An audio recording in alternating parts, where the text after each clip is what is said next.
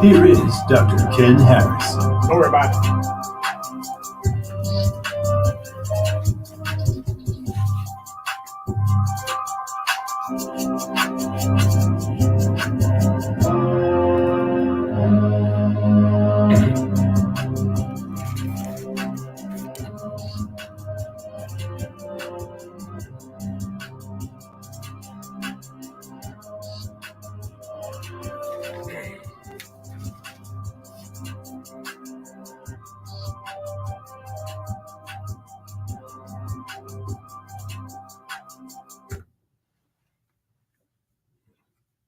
You're listening to Truth in the Afternoon. I'm your host, Dr. Ken Harris, on this Monday afternoon, 5 minutes after the hour. We've got traffic, sports, and weather coming up at the bottom of the hour.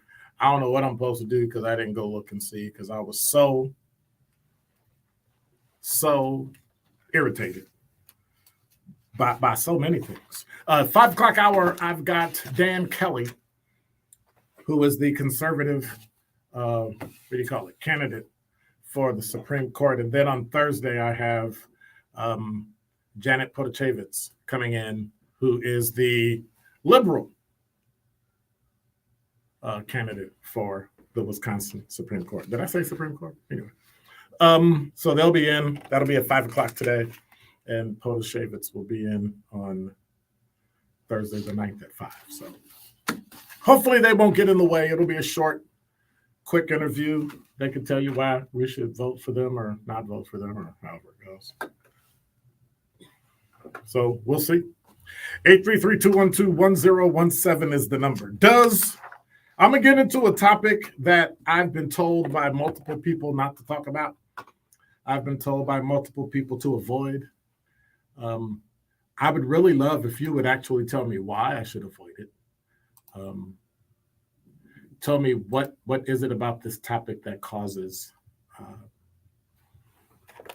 severe consternation in the Black community. But I'm going to start out with a question. And my question is, does skin tone act as a form of discrimination within the Black community? Does skin tone act as a form of discrimination in the Black community? Why do I ask this? Well, there's an article that was written in March of 2021 by Robert Reese from the University of Texas at Austin in the sociology department in the Journal of Economics, Race, and Policy. So I've got some questions this week that I think will be probably deemed controversial, shocking. In the article, he talks about that there's a complex relationship between gender and color. Now, we always talk about color, right? We always talk about skin tone, light, medium, dark, but we never really talk about how that intersects with color.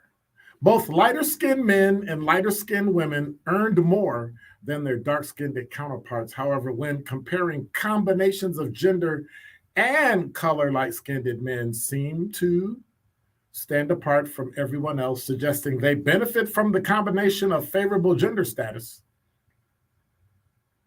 and favorable color status. Conversely, dark-skinned people seem to suffer the effects of subordinate color status, while there seems to be no significant difference between the individual incomes of light-skinned women, medium-skinned women, and medium-skinned men.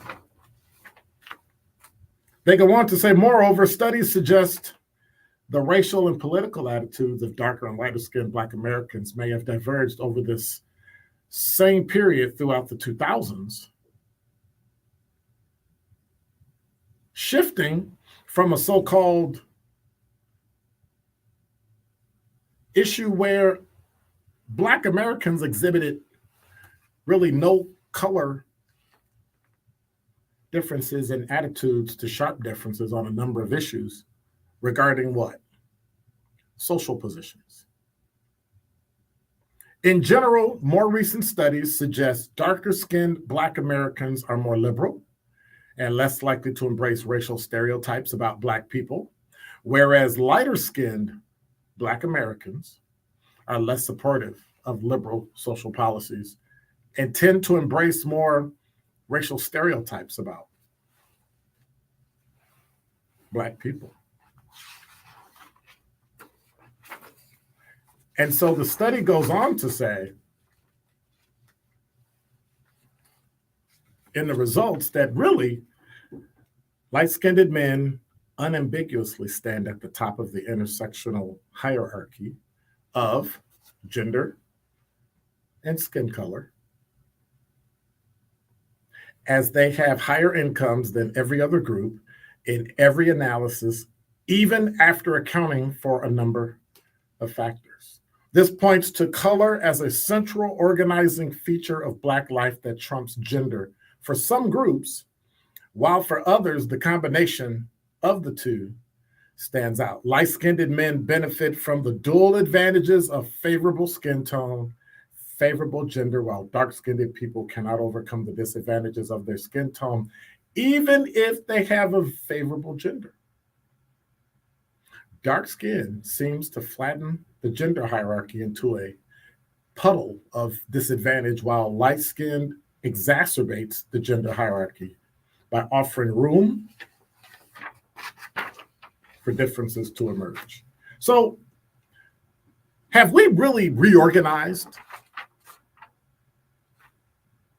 Is there a reorganization of the Black race in relation to skin tone? 833-212-1017 is the number.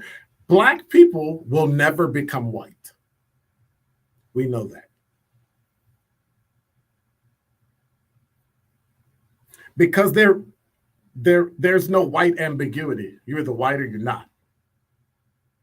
There's no different shades and different anything. But for Black people, can there be?